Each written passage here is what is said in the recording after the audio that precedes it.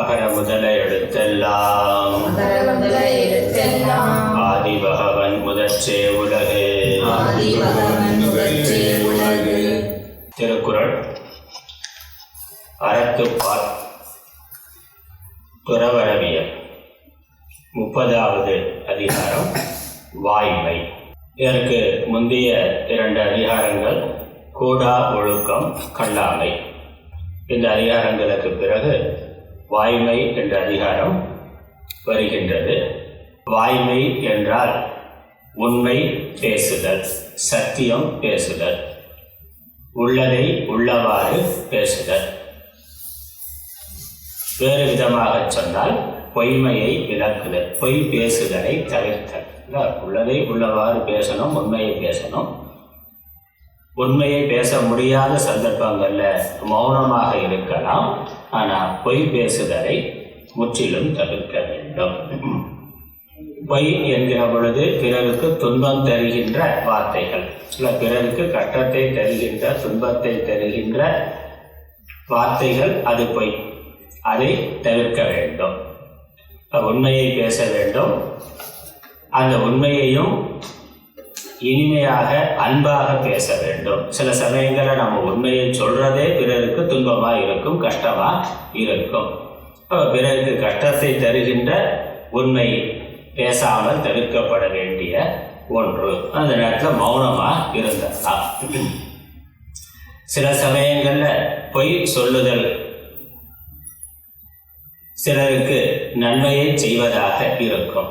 நன்மையை சந்தோஷம் தருது அப்படிங்கிறது வேற, நன்மை என்பது வேற. இப்போ நன்மையை தராத உண்மையை பேசுதலை தவிர்க்க வேண்டும்.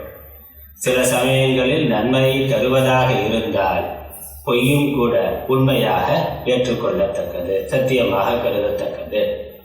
இது இந்த வாய்மைங்கிற அதிகாரத்தில் நம்ம பார்க்க போகிறோம். இது சாஸ்திரங்களில் இருக்கக்கூடிய விஷயம். வாய்மை என்றால் உண்மை, சத்தியம். மனதில் என்ன இருக்கோ, எது உண்மை என்று நாம் அறிந்திருக்கிறோமோ அதை அப்படியே பேசுதல். வாக்குக்கும் மனசுக்கும் முரண்பாடு இல்லாமல், மனதில் ஒன்றை வைத்துக்கொண்டு வெளியே ஒன்று பேசுறதுன்னு இல்லாமல், மனதில் இருக்கிறத வார்த்தைகளில் பேசுறது, சொல்றது என்பது வாய்மை ஆகும். அதனால் வாய்மை என்பது உண்மையினது தன்மை. உள்ளதை உள்ளவாறு பேசுதல். நம்ம எதை பார்த்திருக்கிறோமோ, எப்படி கேட்டிருக்கிறோமோ, எதை எவ்வாறு அறிந்திருக்கிறோமோ அதை அவ்வாறே எடுத்து சொல்லுதல். நாம பார்த்த கேட்ட சில விஷயங்கள் கூட தவறா இருக்கலாம், ஆனால் நாம அறிந்ததை நம்ம மனசாட்சிக்கு விரோதம் இல்லாமல் அப்படியே சொல்ல வேண்டும். நம்ம பார்த்தது ஒன்று, நடந்தது ஒன்று, நம்ம சொல்றது ஒன்றா இருந்தால் அதான் பொய். அதனுடைய விளைவு பிறருக்கு துன்பத்தை தரும் என்றால் அது பொய். அதனால் நன்மையை செய்கின்ற உண்மை, அதை உள்ளவாறு பேசுதல் வாய்மை ஆகும். சில சமயங்களில் நம்ம குழந்தைகளை அடிக்கிறது அல்லது திட்டுறது, அது கூட குழந்தைகளுக்கு துன்பமாக இருக்கும். அவர்கள் செய்கின்ற தவறுகளை சுட்டி காட்டுகின்ற பொழுது அது உண்மைதான். அவங்க செய்கிற தப்ப அவர்களுக்கு புரிய வைக்கிறதுக்காக அவர்களுக்கு சுட்டி காட்டுகின்ற பொழுது அது அவர்களுக்கு துன்பமாக இருக்கும். அவர்களுக்கு துன்பமாக இருக்குங்கிறதுனால அதை நாம் சொல்லாமல் இருந்துட முடியாது. சொல்லாமல் சொல்லாமல் இருந்தால் அது அவர்களுக்கு தவறு என்று புரியாது. இப்போ புரிய வைக்க வேண்டிய கடமை, பொறுப்பு நமக்கு இருக்கு. அதனால அது அவர்களுக்கு அந்த நேரத்தில் துன்பமாக இருந்தாலும் அவர்களுடைய நன்மையை கருதி நாம் அதை சொல்லுகின்றோம். ஆகவே அது உண்மைதான், அது சத்தியம்தான். அதனால பாபம் வராது. அந்த நேரத்தில் அந்த குழந்தைக்கு துன்பம் இருந்தாலும் அது அவர்களுடைய ஹிதத்தை, நன்மையை கருதி சொல்லப்படுறதுனால அது பாபமாகாது, அது உண்மைதான். அந்த நேரத்தில் அது துன்பமாக இருந்தாலும் பிறகு ஹிதத்தை, நன்மையை செய்யுங்கிறதுனால அது உண்மை, சத்தியம். அதே சமயம் அந்த உண்மையையும் எவ்வளவு பக்குவமாக அவர்களுடைய மனசு ரொம்ப பாதிக்கப்படாத அளவுக்கு எவ்வளவு நயமாக, இனிமையாக, அன்பாக எடுத்து சொல்ல முடியுமோ அப்படி சொல்லணும். அது நம்ம சொல்ல பார்க்கலாம். உண்மையை சொல்லணும், அவர்களுக்கு சொல்லித்தான் ஆகணும்.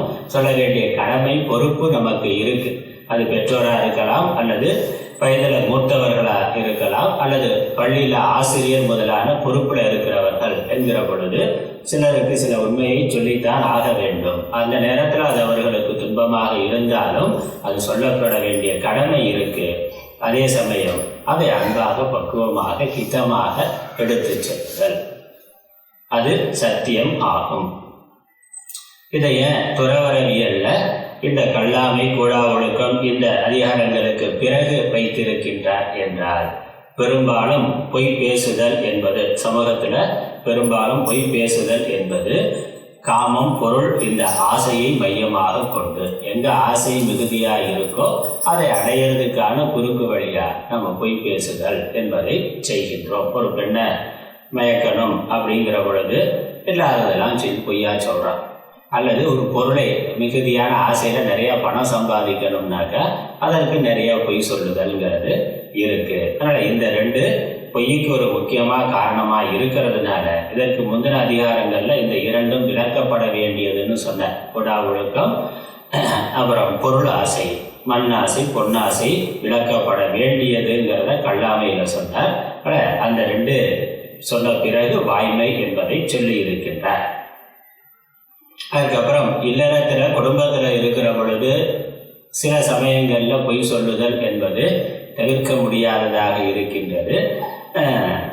அதிகமாக சொன்னால் அது பாப்பம்.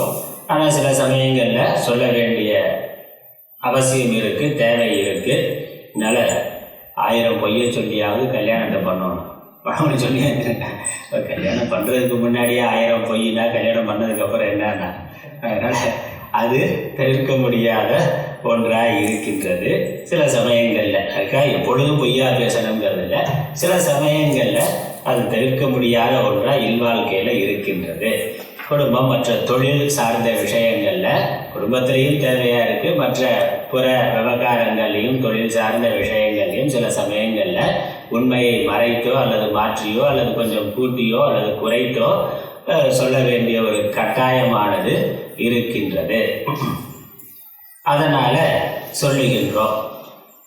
அப்படி இல்வாழ்க்கையில இருந்து பிறகு துறவு வாழ்க்கைக்கு வந்தவன் இங்க பொய்யை முற்றிலும் விட வேண்டும். ஆனால் இல்வாழ்க்கையில வேற வழி இல்லை. சில சமயங்கள்ல சொல்லுகின்றோம், குழந்தை அதிகமா ஸ்வீட் வேணும் அப்படின்னு கேட்டு அடம் பிடிச்சாக்க, நேற்று வாங்கிட்டு வந்தமே கூடுன்னு அடம் பிடிச்சாக்க அது ரொம்ப சாப்பிட்றது நல்லதில்லை. இப்போ ஒரு அளவா எடுத்து கொடுத்துட்டு அவ்வளோதான் தீர்ந்து போச்சுன்னா அப்புறமா தீர்ந்து போச்சுன்னு சொல்கிறோம். இல்லை தீபாவளிக்கு பலகாரம் பண்ணி வச்சா அது காலி பண்ணுற வரைக்கும் அவன் சும்மா இருக்க மாட்டான். அதே சமயம் மொத்தமாக சாப்பிட்டா நல்லதில்லை. அவர்களுக்காக பண்ணியிருக்கிறதா அவர்களுக்கு தான் கொடுக்க போகிறோம். ஆனால் எப்போ எவ்வளவு சாப்பிடணுங்கிற அளவு இருக்குது. இப்போ ஒரு அளவாக கொடுத்துட்டு தீர்ந்து போச்சு அப்படின்னு சொல்லி ஒரு காரணம் சொல்கிறோம். அப்போ இருக்குது, இதை வைத்துக்கொண்டு இல்லைன்னு சொல்கிறது பொய்யாகாதானா? அது நன்மையை செய்வதற்காக சொல்லுகின்ற ஒன்று. அப்படியான தவிர்க்க முடியாத சில சந்தர்ப்பங்கள்ங்கிறது குடும்பத்தில் இருக்குது. இல்வாழ்க்கையில் இருக்கின்ற பொழுது, சமூகத்தில் சேர்ந்திருக்கின்ற பொழுது அல்லது அரசியல் தொழில் செய்கின்ற பொழுது தவிர்க்க முடியாததாக விளக்க முடியாததாக இருக்கின்றது. ஆனால் துறவு வாழ்க்கைக்கு வந்த பிறகு அந்த மாதிரியான கடமை பொறுப்புகள் இல்லை. அதனால முழுவதுமாக பொய்யை ஒருவன் தவிர்க்க வேண்டும். அப்படி தவிர்க்கிறது தான் அவனுக்கு அதிகமான நன்மை, அவன் விரும்புகின்ற அந்த முக்தி என்ற மேலான பலனுக்கு அது கொண்டு செல்லும். அதனால இதை துறவரவியல்ல வைத்திருக்கின்றார். அதிலையும் கூடா ஒழுக்கம், கல்லாமை என்ற மற்ற தவிர்க்க வேண்டிய விஷயங்களை சொன்ன பிறகு இந்த பொய் என்பதும் தவிர்க்க வேண்டியது, அதை சொல்லுகின்றார். இந்த வாய்மைங்கிறதிலே நம்ம மனதில் வைத்துக் கொள்ள வேண்டியது உண்மை பேசுதல் என்பதை விட பொய் பேசாது இருத்தல். அதனால் பொய் பேசாமல் இருக்கிறதுங்கிறது முக்கியம். உண்மையை பேச முடிந்தால் பேசலாம், அதுவும் பேசுவதற்கான தேவை இருந்தால் அதையும் எவ்வளவு பக்குவமோ அன்பாக சொல்ல முடியுமோ அப்படி சொல்லலாம், அல்லது மௌனமாக இருந்து விடலாம். பொய் பேசுதல் என்பதை முற்றிலும் தவிர்க்க வேண்டும். அதனால் பொய்மையை விளக்குதல் என்பதுதான் வாய்மையில் முக்கியமான ஒன்று. வாய்மைனா உண்மையை பேசுதல், உள்ளதை உள்ளவாறு பேசுதல், அல்லதை நடந்ததை நடந்தவாறு சொல்லுதல். அதான் உண்மைன்னு சொல்கிறோம். உண்மைனா உள்ளத்தன்மை, உள்ளத்தன்மை, உள்ளதை உள்ளவாறு அப்படியே சொன்னால் அதற்கு வாய்மைன்னு பேர். அதை நம்ம வாக்கில் சொல்லுகின்றோம். அதனால் வாய்மை.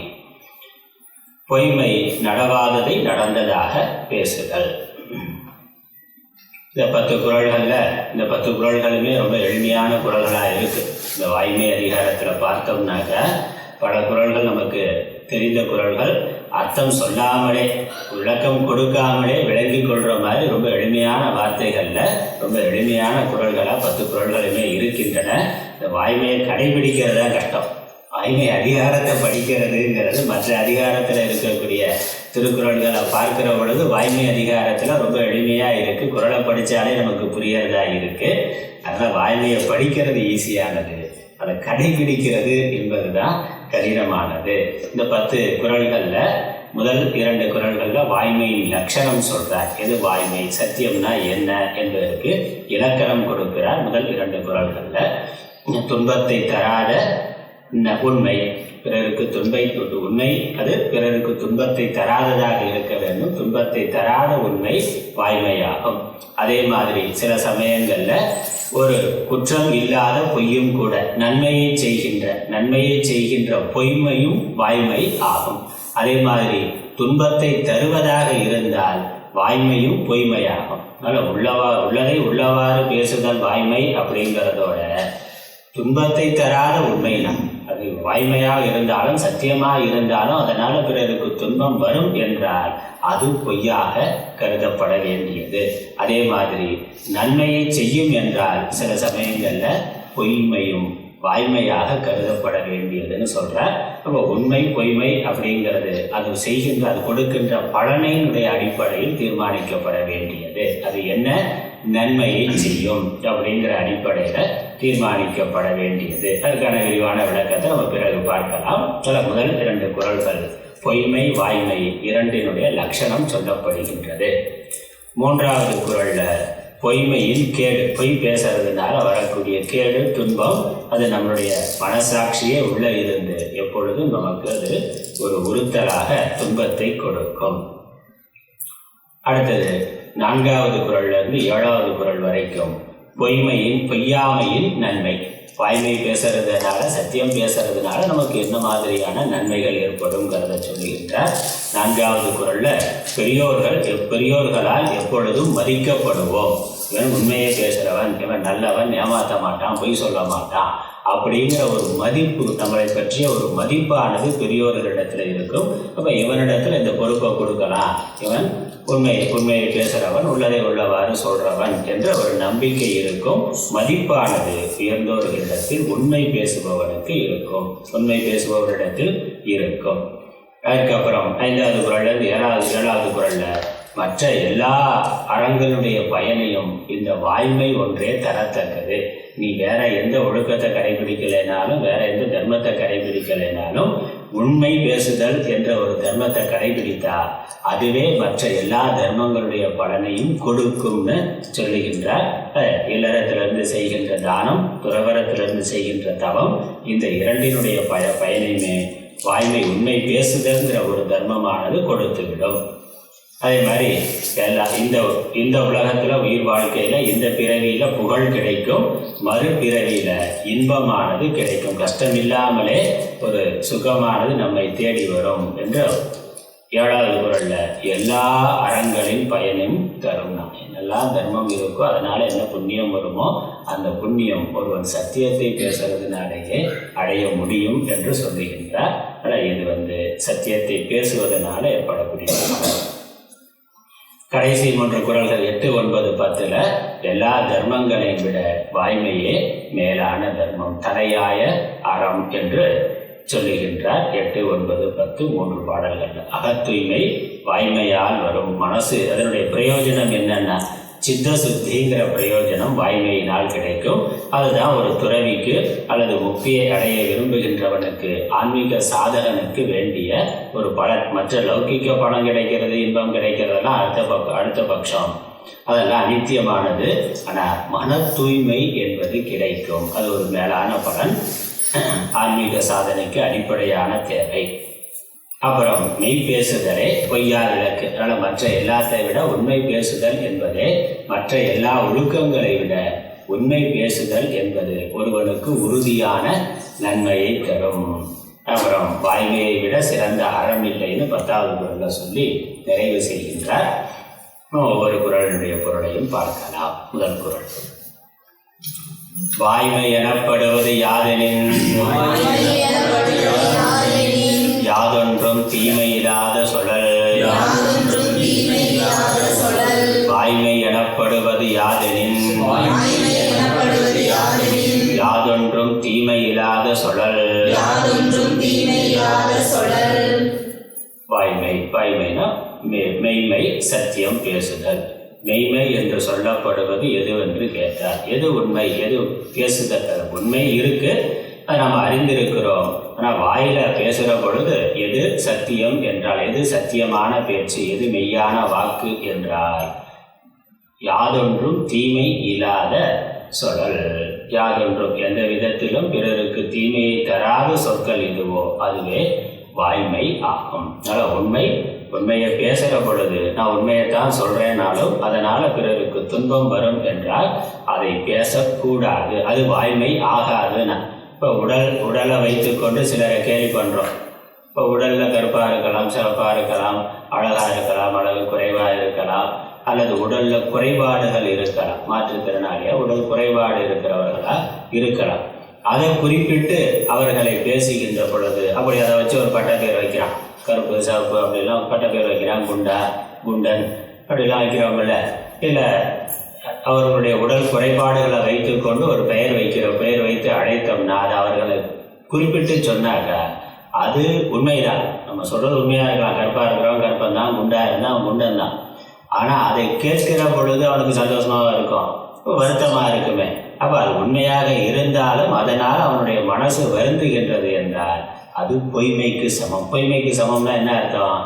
அதனால் பாபம் வரும்னா. நம்ம பேசுறது உண்மையை பேசினா புண்ணியம் வரும், பொய் பேசினா பாபம் வரும். ஆனால் நம்ம பேசுகிற உண்மையினால பிறருக்கு துன்பம் வரும் என்றால் அது பொய்யாகும்னா அதனால் பாபம் வரும். சத்த இந்த குரலில் சொல்லியிருக்கிறார், யாதொன்றும் தீமை இல்லாத சொல்ல, பிறருக்கு கெடுதல் ஏற்படாத ஒரு உண்மை சத்தியம், அதுதான் அப்படி எது பேசப்படுகின்றதோ அது வாய்மை ஆகும். நல்ல தீமை இல்லாத சொல்ல. தீமைங்கிற பொழுது பிறகு வருகின்ற கெடுதல்.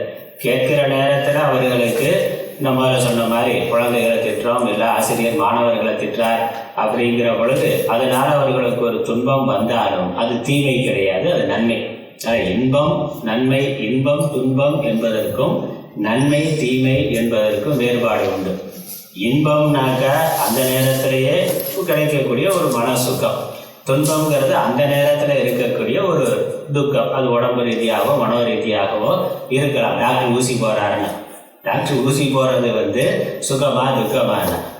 டாக்டர் ஊசி போடுறது அப்படிங்கிறது, இல்லை மருந்து கஷாயம் குடிக்கிறது அப்படிங்கிறது, அதை சாப்பிட்ற பொழுது நமக்கு ஒரு துன்பமாக தான் இருக்குது, கஷ்டமாக தான் இருக்குது. அது உடல் ரீதியாக வரக்கூடிய ஒரு துன்பம். இல்லை சில சமயங்களில் மனசுலையும் யாராவது திட்டுனாக்கா மனசில் வருத்தம் வருது, அது மனோ ரீதியாக வரக்கூடிய துன்பம். அது அந்த நேரத்தில் உடலுக்கோ மனதுக்கோ ஏற்படுகின்ற ஒரு கட்டம். ஆனால் டாக்டர் ஊசி போடுறது நன்மையா தீமையா அப்படி கேட்டால், இன்பமா துன்பமானு கேட்டால் ஊசி குத்துற பொழுது வலிக்குது, மருந்து மாத்திரை சாப்பிட்ற பொழுது கசக்குது, அது துன்பம் தான். ஆனால் அது நன்மையா தீமையான்னு கேட்டால் அது நன்மை, அது நன்மை. இப்போ துன்பமாக இருக்குது, அது நம்ம உடம்புல உள்ளே போய் நம்மளுடைய நோயை நம்மளுடைய பிரச்சனையை தீர்க்கும். அதனால் எதிர்காலத்தில் ஒரு நன்மை விளையும், அதனால் அது நல்லது. அந்த மாதிரி அதனால இந்த இன்பம் துன்பம்ங்கிறது வேற, நன்மை தீமைங்கிறது வேற. நன்மையானது துன்பமாகவும் இருக்கும், ஆனால் அது எதிர்காலத்தில், அந்த நேரத்தில் துன்பமாக இருக்கும், எதிர்காலத்தில் அது இன்பமாக மாறும். எதிர்காலத்தில் நன்மையை இன்பமாக மாறுகின்றது எதுவோ அது நன்மை.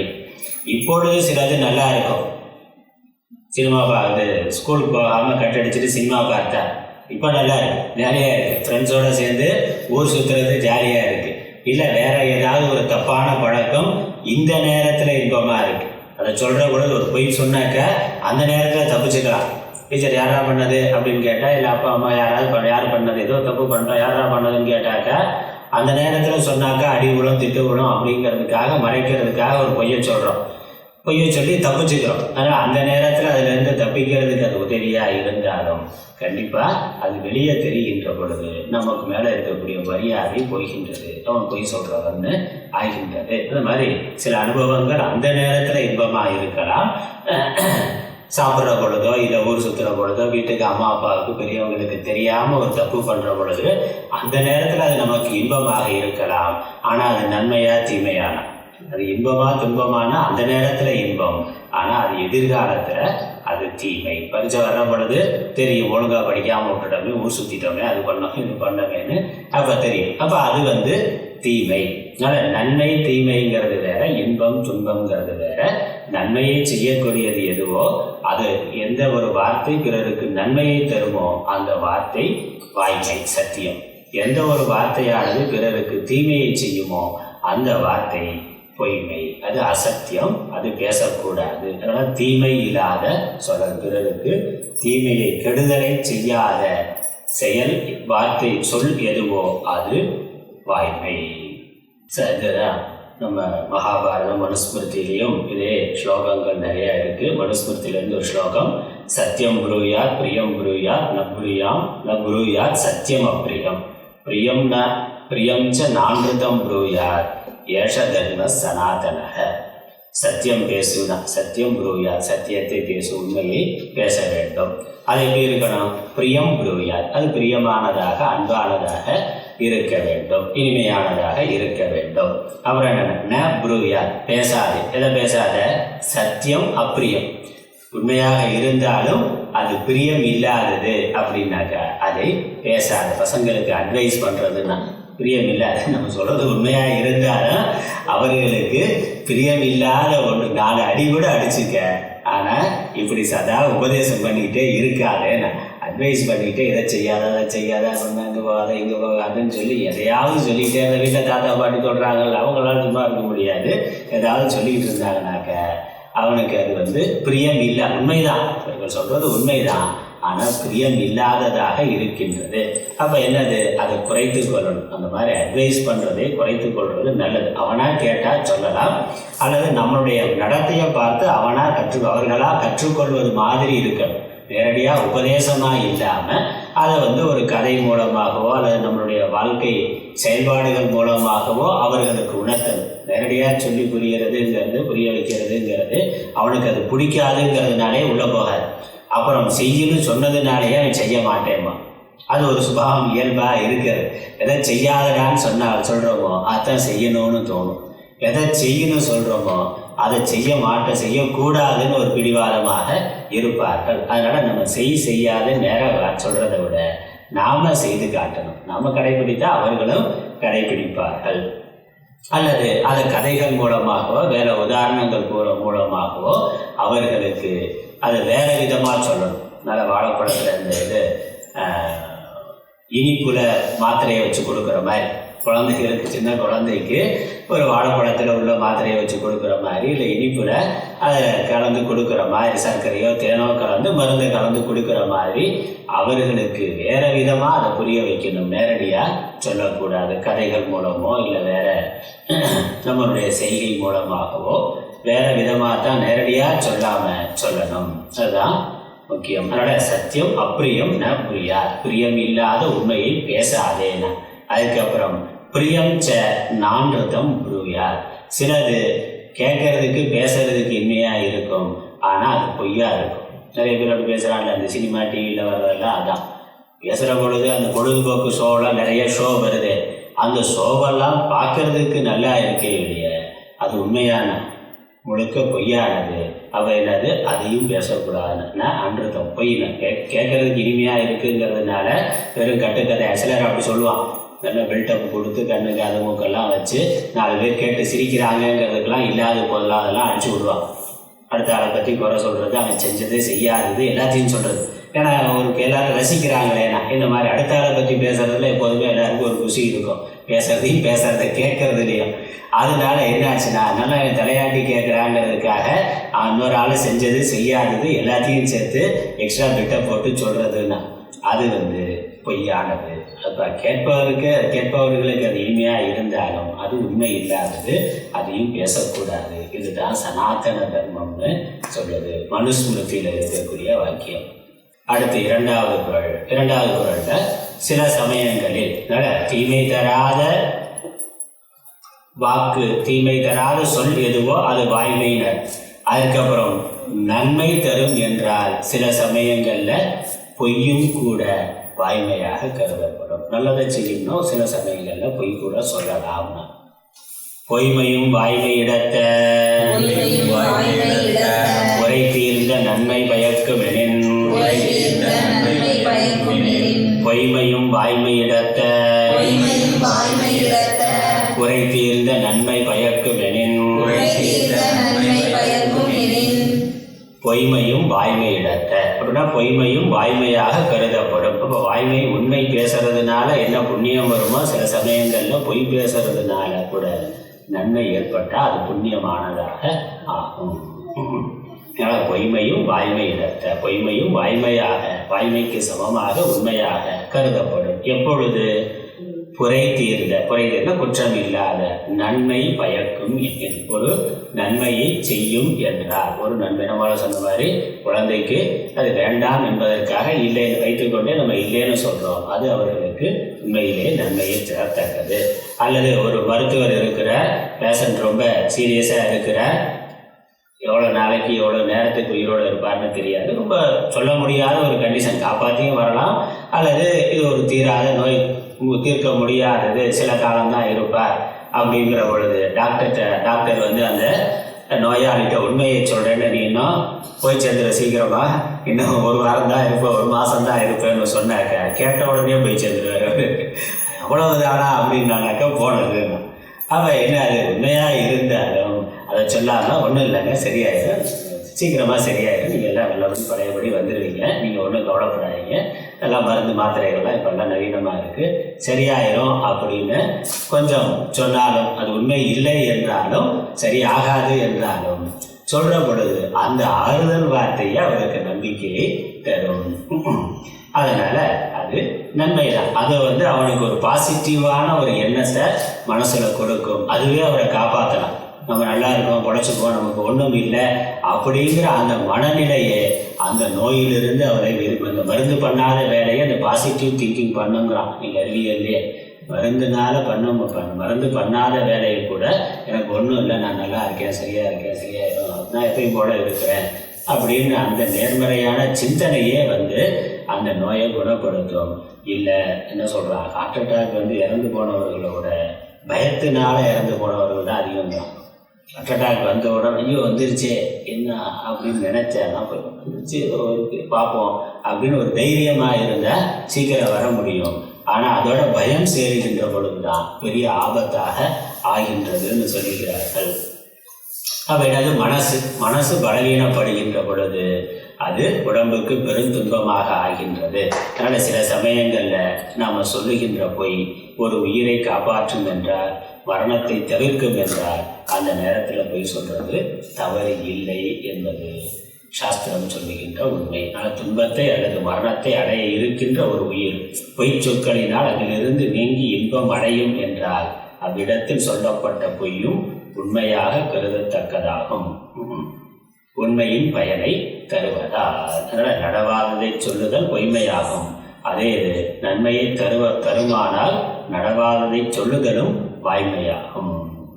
அதில் பலன் கருதி தான், பலனை வைத்து தான் நம்ம அதை முடிவு பண்ண முடியும். அது உண்மையோ பொய்யோ, அது எந்த மாதிரியான விளைவை ஏற்படுத்துகிறதுங்கிற அடிப்படையில் அது உண்மை பொய் என்று ஆகின்றது. எங்கள் வெளிப்பாரத்திலிருந்து பாட்டு இருக்கு. இந்த 2 பாடல்கள், முதல் 2 குறள்கள் மூலமா வாய்மை பொய்மை இரண்டினுடைய லட்சணமானது தெளிவாக சொல்லப்பட்டிருக்கு. என்னன்னு பார்த்தா, தீமையை தராத நடந்ததை சொல்லுதலும் நன்மையை தரும் நடவாததை சொல்லுதலும் வாய்மையாகும். 2 குறளையும் சேர்த்து அர்த்தம் பண்ண என்னது, தீமையை தராத, துன்பத்தை தராத, கெடுதலை தராத நடந்ததை சொல்லுதலும் நன்மையை தரும் நடவாததை சொல்லுதலும். நடக்கல இல்லை அப்படின்னாலும் நன்மையை தரும் என்றாலும் சொல்லுகின்ற பொழுது அது வாய்மையாகும். அதே மாதிரி தீமையை தரும் நடந்ததை சொல்லுதலும் தான். அதனால கெடுதல் வரும் அப்படின்னாக்க அது சொல்லுதலும்.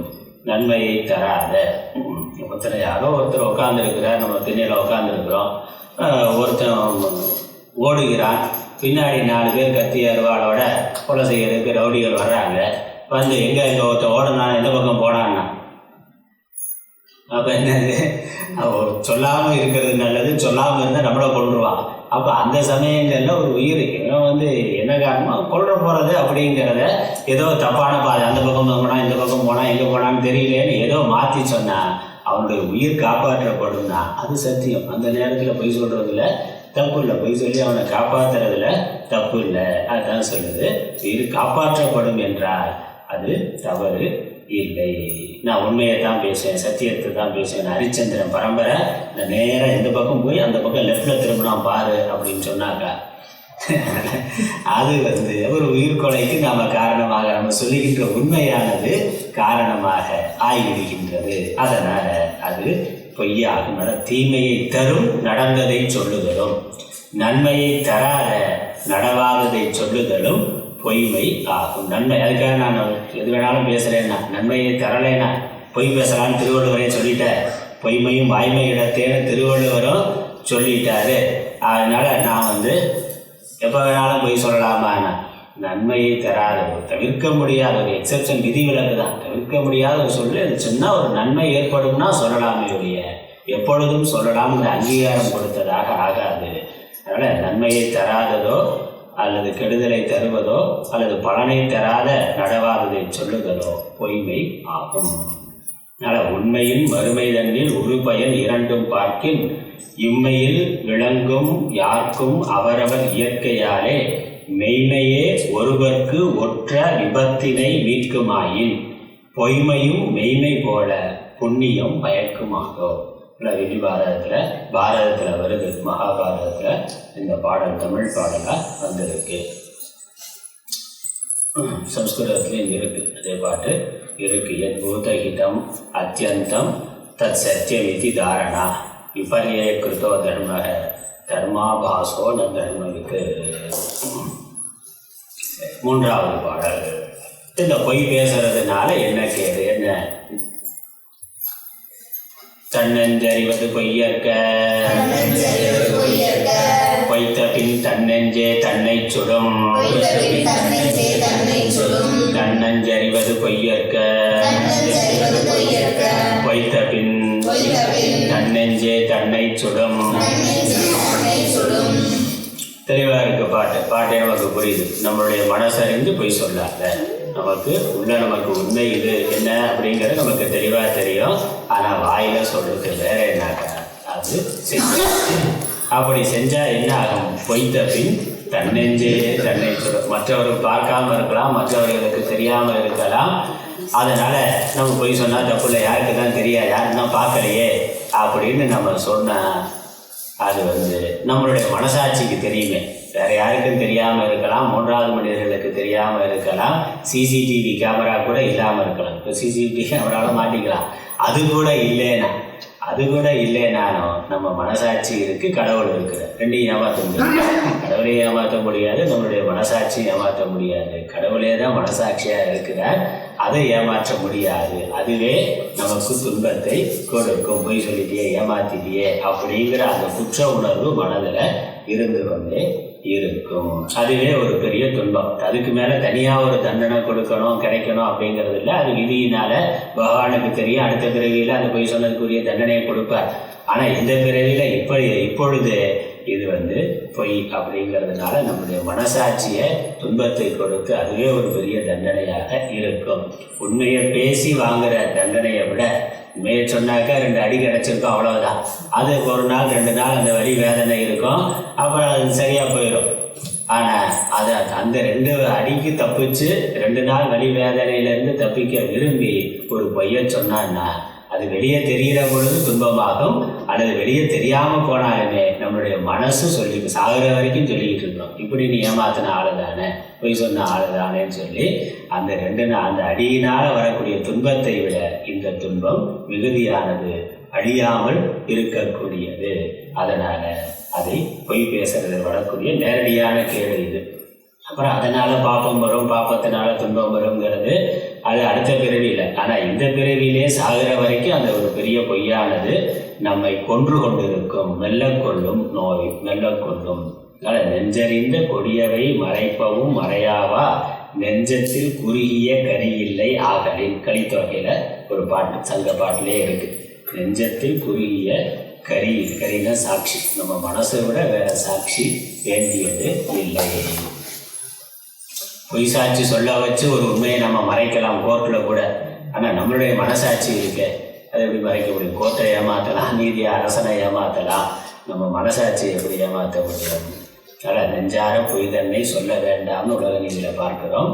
தன்னைத்தான் நெஞ்சம் கரியாக தானடங்கின் பின்னைத்தான் எய்தா பயனில்லைன்னா நம்ம மனசாட்சிக்கு கட்டுப்பட்டு நம்ம வாழ்ந்தோம்னா அதை விட நம்ம அடையாத உயர்ந்த பலன் வேறொன்றும் இல்லை அப்படிங்கிறார்.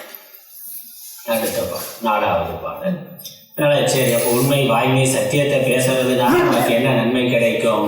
அது அடுத்த 3 பாடல்களில் சொல்றார். 4, 5, 6. உள்ளத்தால் பொய்யாதொழுகின் உலகத்தார் உள்ளத்துள் எல்லாம் உடன். உள்ளத்தால் பொய்யாதொழுகின் உலகத்தார் உள்ளத்துள் எல்லாம் உடன். உள்ளத்தால் பொய்யாது ஒழுகின். நம்ம மனசறிஞ்சு பொய் சொல்லாமல் இருந்த சில சமயங்களில் நம்ம மறதியினாலோ அல்லது தெரியாமலோ மாற்றி சொல்லியிருக்கலாம். அப்படி நடக்கும். நம்மளுடைய மறந்து போயிட்டு நான் பார்க்குறேன்னா மறந்து போயிட்டு இல்லை நான் சொல்லறேன்னு மறதியினால் சில சமயங்களில் சொல்லுவோம். நமக்கு தெரிந்த ஒன்று ஆனால் மறந்து போச்சு தெரியலேன்னு சொல்லிடுவோம்.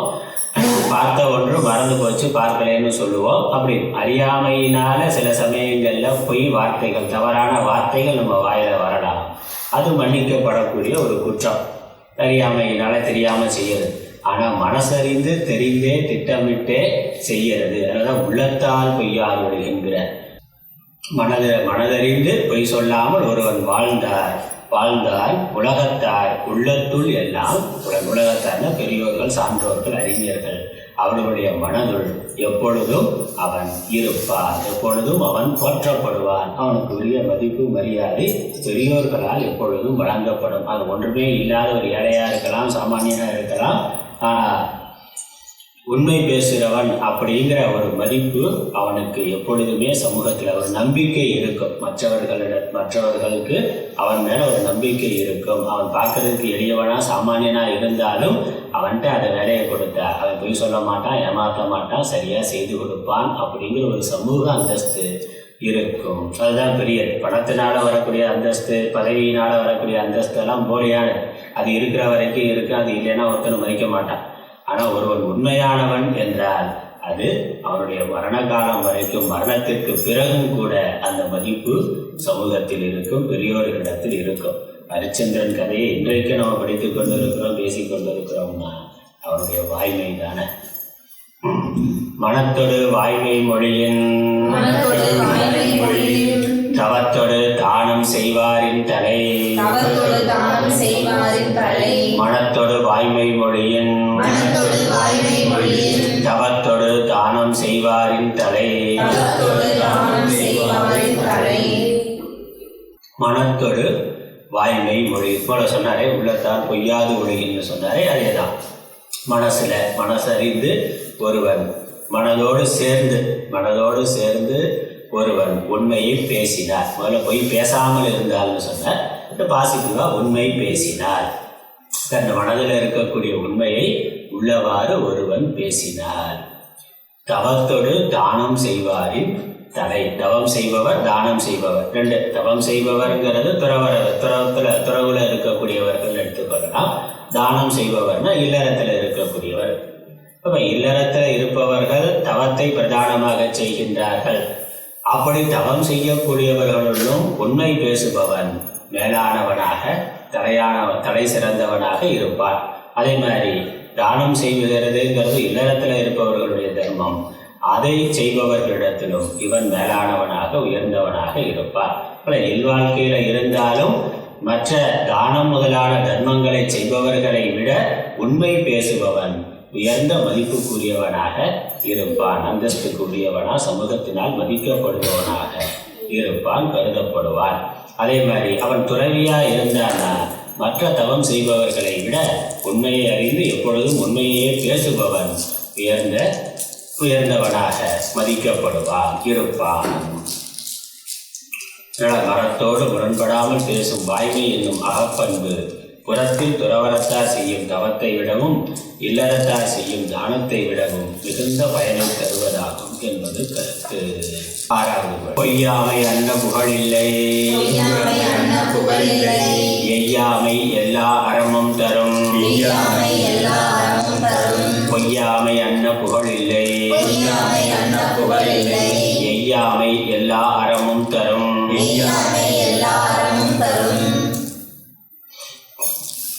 பொய்யாமை அன்ன புகழில்லை. இந்த பிறவியில இந்த வாழ்க்கையில நமக்கு கிடைக்கக்கூடிய நன்மை புகழ் என்ற ஒன்று.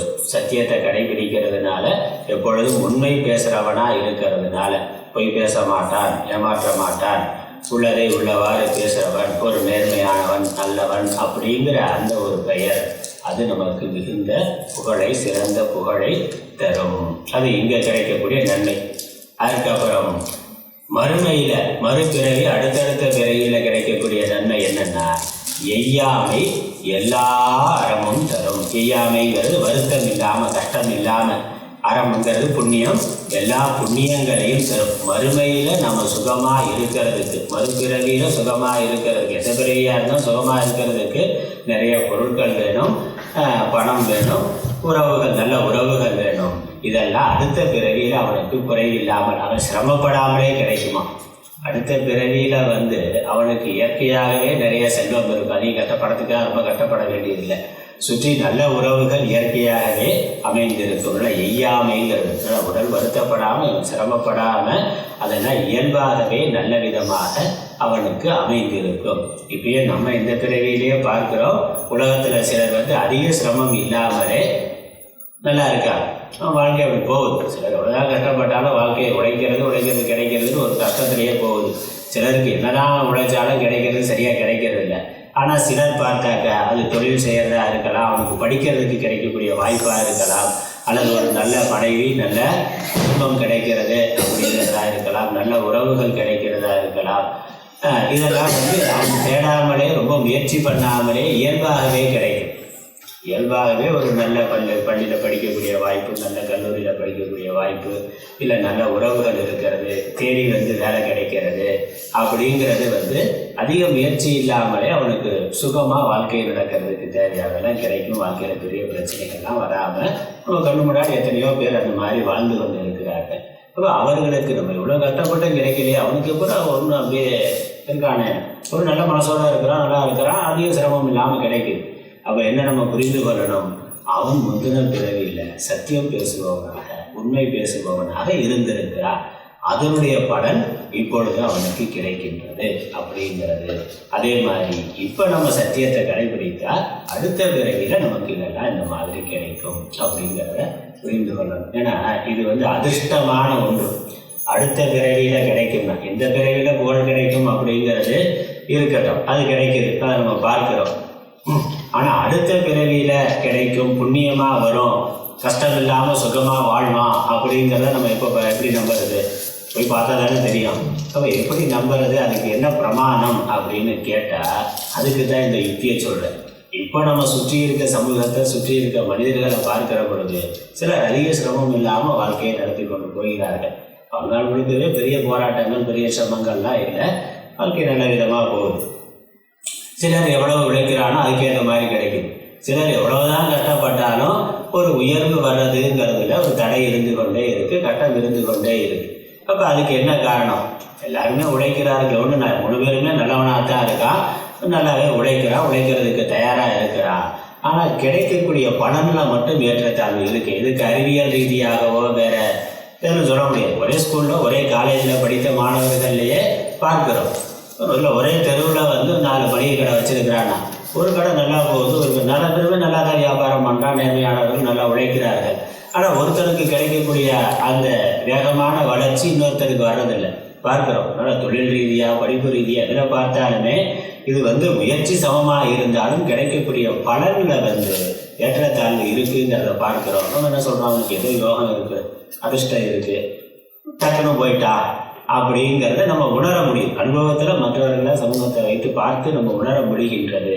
அல்லது நமக்கே சில சமயங்களில் நம்ம ஒன்றும் பெருசாக முயற்சி பண்ணலை, ஆனால் நல்லது கிடைச்சிருக்குன்னா நமக்கு கூட இருக்கிற பெண்ணு அவ்வளோ கஷ்டப்பட்டு அவன் முயற்சி பண்ணால் அவனுக்கு கிடைக்கல, நாம் அவ்வளோ முயற்சி பண்ணலாம், ஒழுங்காக படிக்கலை, ஆனால் நமக்கு நிறைய மார்க் வந்ததுன்னா விழுந்து நல்லா படிச்சிருப்பான், குவார்டர்லி ஆஃப் இயர்லிலாம் நல்ல மார்க் வாங்கியிருப்பான். இன்னொருத்தன் பக்கத்தில் சுமாராக படிக்கிறவன் இருப்பான், ஆனால் அனுவல் ரிசல்ட் வர்றபோது பார்த்தா விழுந்து படித்தவன் குறைவான மார்க்கில் இருப்பான், எதுவும் சுமாராக படித்தவன் அதிக மார்க் வாங்கியிருப்பான். எப்படிடானா தெரியாது. 10th + 2 அதெல்லாம் பார்த்தாக்கா எப்படிங்கிறதுக்கு எந்த காரணமும் சொல்ல முடியாது, இருக்குன்னா. அதனால் அது படிப்பில் இருக்கலாம், தொழிலில் இருக்கலாம், மற்ற உறவுகள் வாழ்க்கை வசதிகளாக இருக்கலாம்.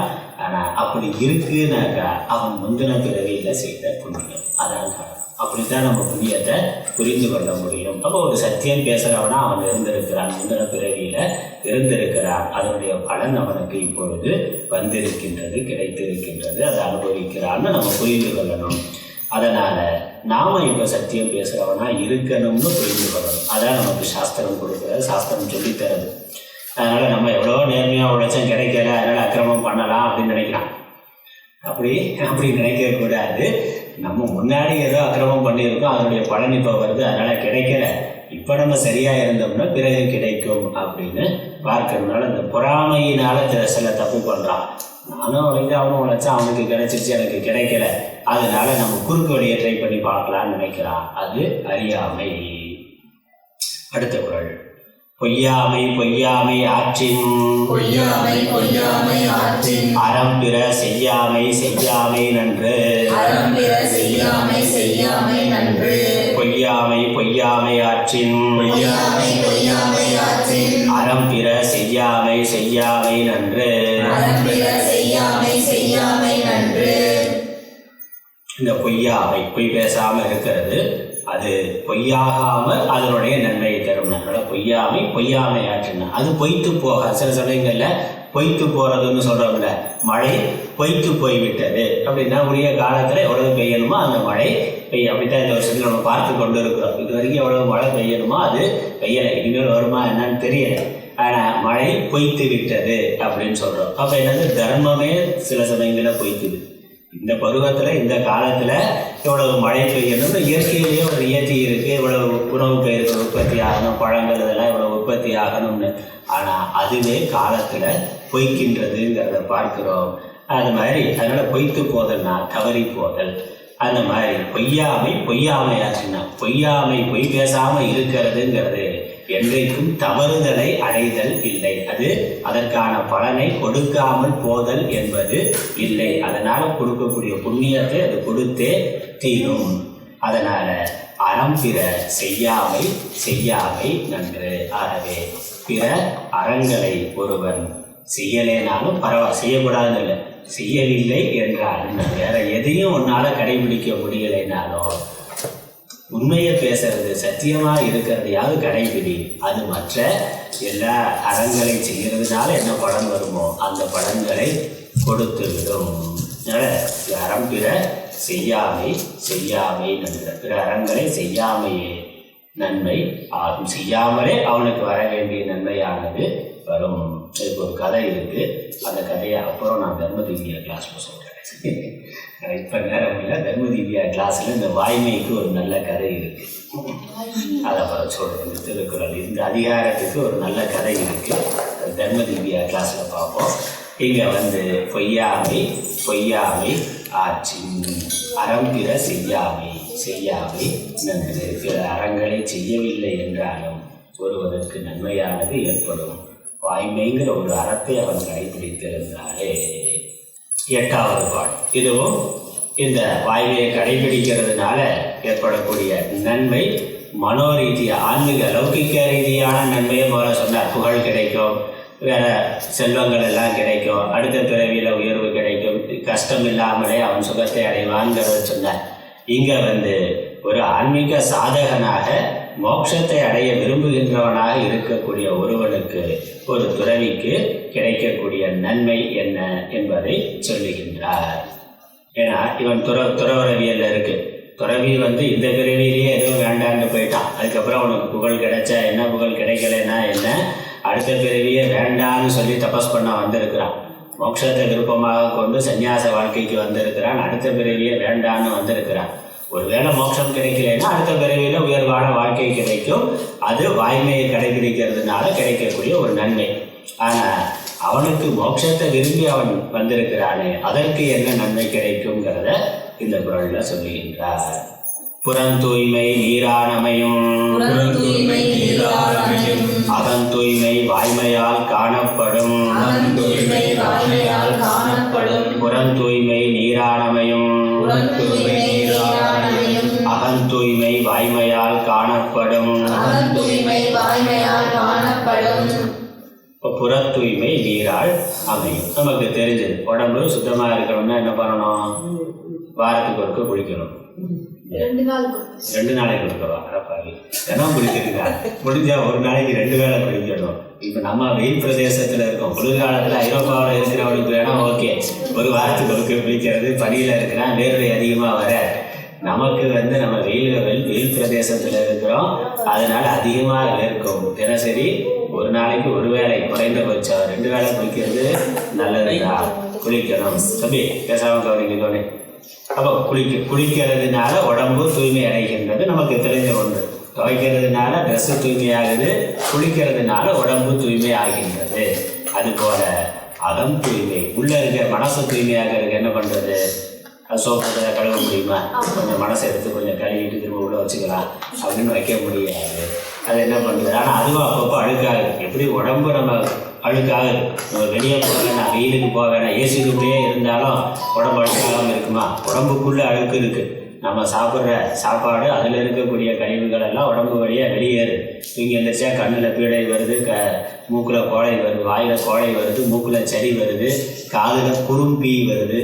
அதுக்கு பேர் காதில் இருக்கக்கூடிய அழுக்குக்கு குறும்பின்னு பேர், கண்ணில் வர்றதுக்கு பூழைன்னு பேர், மூக்கில் வர்றதுக்கு சரின்னு பேர், வாயில் அழுக்கு வருது அதுக்கு கோழைன்னு பேர், உடம்பு முழுக்க அழுக்கு வருது, வியர்வையாக வருது.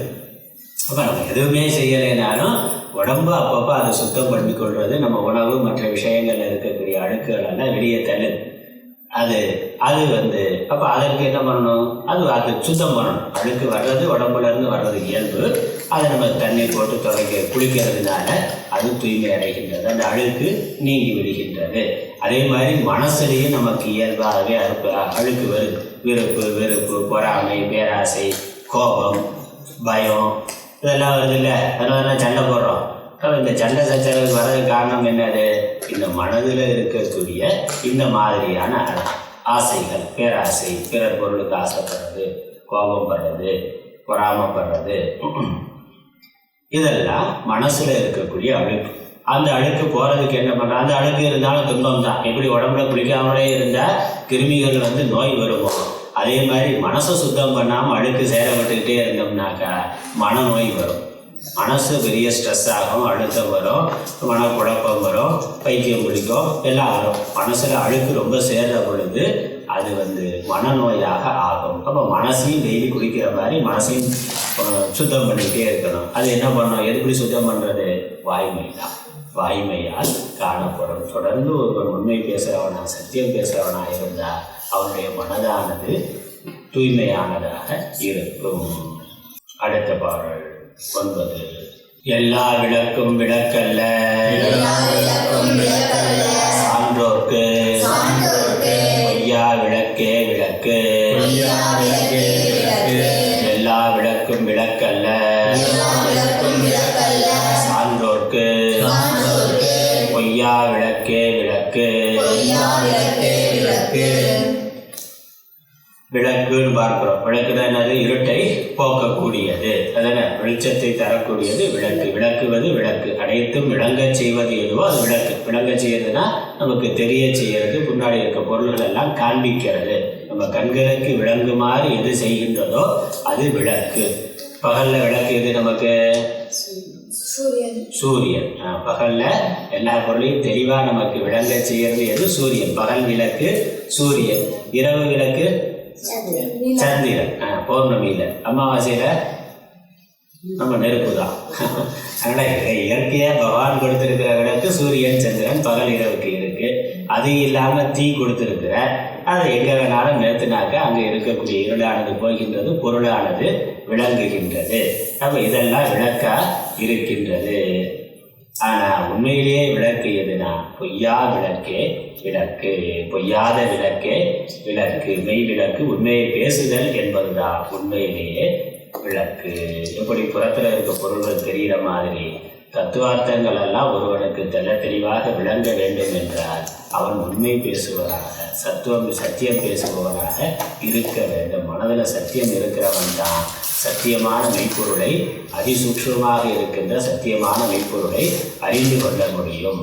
அதனால் உண்மையான விளக்கு, பொய்யாத விளக்கு, சத்தியத்தை காட்டுகின்ற விளக்கு வாய்மை எனும் விளக்கே.